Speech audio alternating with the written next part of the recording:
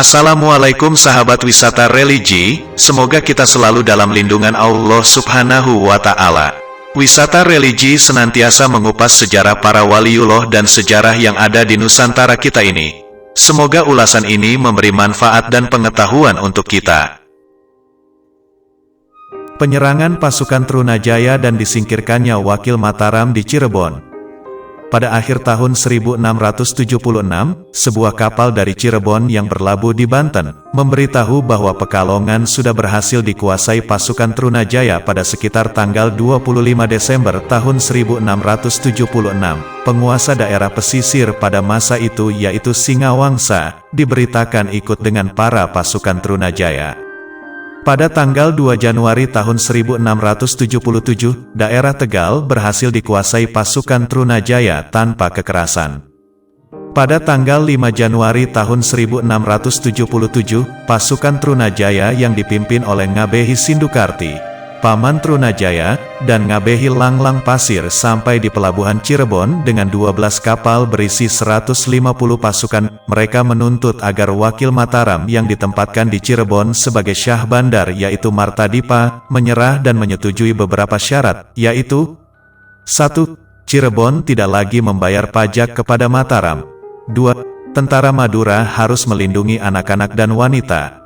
3. Sandera Cirebon tidak ada lagi yang dikirim ke Mataram. 4. Selanjutnya Cirebon berada di bawah pemerintahan rajanya sendiri.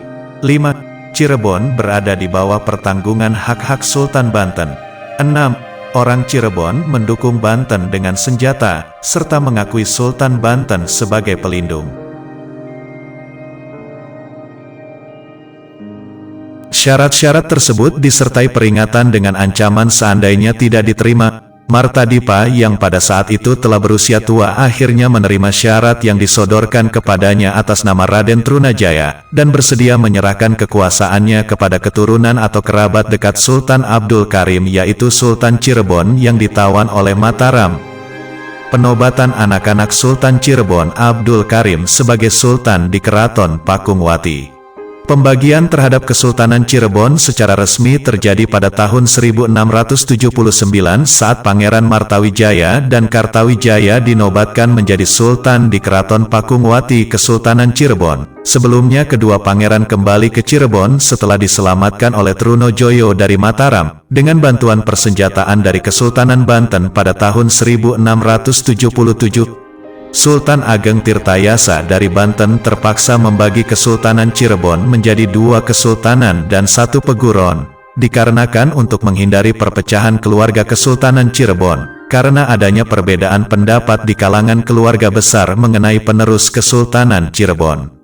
Pendapat keluarga besar Kesultanan Cirebon terbelah, dan mendukung ketiganya yaitu Pangeran Martawijaya, Pangeran Kartawijaya dan Pangeran Wangsakerta untuk menjadi penguasa, maka Sultan Ageng Tirtayasa menobatkan ketiganya menjadi penguasa Cirebon di Banten pada tahun yang sama, setelah mereka tiba di Kesultanan Banten dari Mataram yaitu pada tahun 1677. 2 orang menjadi sultan dan memiliki wilayahnya masing-masing walaupun belum bersifat mengikat atau tetap, yaitu Pangeran Martawijaya dan Pangeran Kartawijaya, sementara 1 orang yaitu Pangeran Wangsakerta menjadi panembahan tanpa wilayah kekuasaan, namun memegang kekuasaan atas kepustakaan keraton.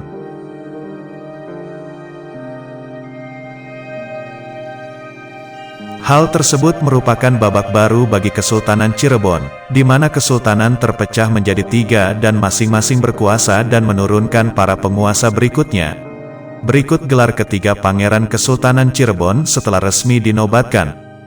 Sultan Kasepuhan, Pangeran Martawijaya, dengan gelar Sultan Sepuh Abil Makarimi Muhammad Samsudin, tahun 1679 sampai tahun 1697. Sultan Kanoman, Pangeran Kartawijaya, dengan gelar Sultan Anom Abil Makarimi Muhammad Badruddin, tahun 1679 sampai tahun 1723. Panembahan Cirebon, Pangeran Wangsakerta dengan gelar Pangeran Abdul Kamil Muhammad Nasaruddin atau Panembahan Tohpati, tahun 1679 sampai tahun 1713. Perubahan gelar dari Panembahan menjadi Sultan, bagi dua putra tertua Pangeran Girilaya ini dilakukan oleh Sultan Ageng Tirtayasa, karena keduanya dilantik menjadi Sultan Cirebon di Banten. Sebagai Sultan, mereka mempunyai wilayah kekuasaan penuh, rakyat dan keraton masing-masing. Pangeran Wangsakerta tidak diangkat menjadi Sultan melainkan hanya Panembahan. Ia tidak memiliki wilayah kekuasaan atau keraton sendiri, akan tetapi berdiri sebagai Kaprabon, yaitu tempat belajar para intelektual para keturunan raja atau bangsawan di Kesultanan Cirebon.